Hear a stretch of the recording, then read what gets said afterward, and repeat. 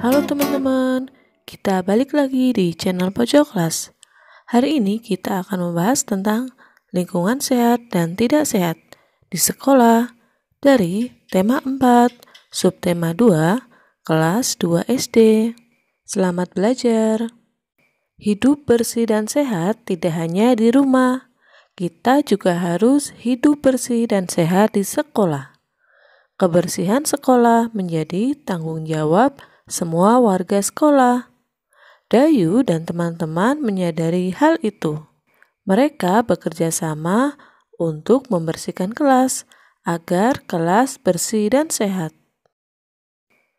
Dayu dan teman-teman sedang bermusyawarah.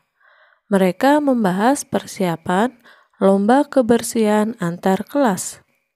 Lomba kebersihan antar kelas tinggal 2 hari lagi. Apa yang harus kita lakukan, teman-teman?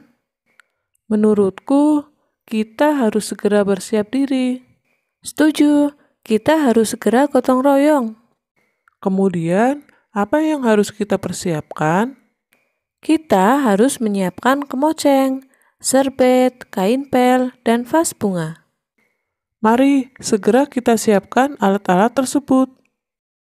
Dayu dan teman-teman menyiapkan beberapa alat kebersihan seperti kemoceng, kain pel, dan vas. Apakah teman-teman tahu makna dari 3 benda yang disebutkan tadi?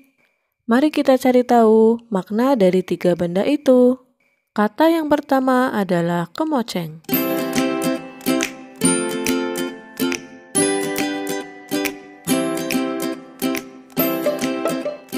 Kemoceng adalah pembersih debu.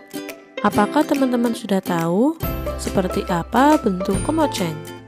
Ini dia bentuk dari kemoceng. Kata yang kedua adalah kain pel.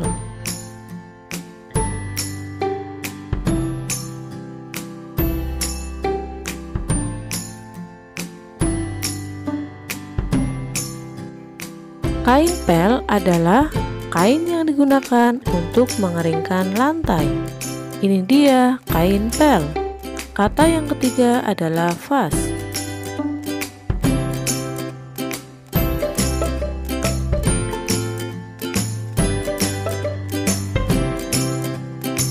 Vas adalah tempat bunga. Ini dia vas. Itulah 3 makna dari kata yang kita pelajari hari ini. Ada kemoceng, kain pel, dan vas. Kemoceng adalah pembersih debu. Kain pel adalah kain yang digunakan untuk mengeringkan lantai. Vas adalah tempat bunga. Kelasku bersih, aku bangga. Sekolah Dayu akan mengadakan lomba kebersihan antar kelas. Dayu dan teman-teman bertekad untuk menang dalam lomba tersebut. Mereka mulai berbenah. Semua siswa ikut ambil bagian. Dayu dan teman-teman sepakat untuk mengadakan gotong royong. Dayu dan teman-teman mulai bergotong royong. Bagian pertama yang dibersihkan adalah ruang kelas. Semua siswa berbagi tugas. Ada yang menyapu lantai, membersihkan kaca jendela, membersihkan papan tulis, dan menata ruang kelas. Semua siswa ikhlas mengerjakan tugas masing-masing. Kelas Dayu menjadi bersih dan rapi. Lantai, jendela, dan dinding tidak ada yang berdebu. Semua perabotan kelas pun tertata dengan baik. Ada juga hiasan dinding terpajang di dinding. Dayu dan teman-teman bangga punya ruang kelas yang bersih. Kelas yang bersih membuat siswa sehat. Tidak hanya di dalam kelas saja yang bersih, namun halaman kelas juga harus bersih. Halaman yang bersih tidak ada sampah berserakan. Semua membuang sampah ke tempat sampah. Di depan kelas disediakan keran air untuk mencuci tangan. Sebelum masuk kelas, semua siswa diwajibkan mencuci tangan. Itulah ciri dari sekolah yang bersih dan sehat. Kelas yang tidak bersih menjadi sarang penyakit. Kelas yang tidak bersih akan menjadi sarang penyakit. Debu dan sampah mengandung kuman. Kelas juga akan menjadi sarang nyamuk. Penghuni kelas akan terserang macam-macam penyakit, misalnya batuk, flu, dan demam berdarah. Menjaga kebersihan kelas menjadi tanggung jawab bersama. Guru dan siswa harus sama-sama menjaganya. Jika ada yang membuang sampah sembarangan, harus segera diingatkan. Dengan sikap seperti itu, kebersihan kelas akan terjaga. Penyakit pun tidak akan bersarang. Warga sekolah yang tidak peduli terhadap lingkungan, mereka akan membuang sampah sembarangan. Lingkungan akan menjadi kotor dan tidak rapi. Itu sebabnya banyak siswa yang sakit.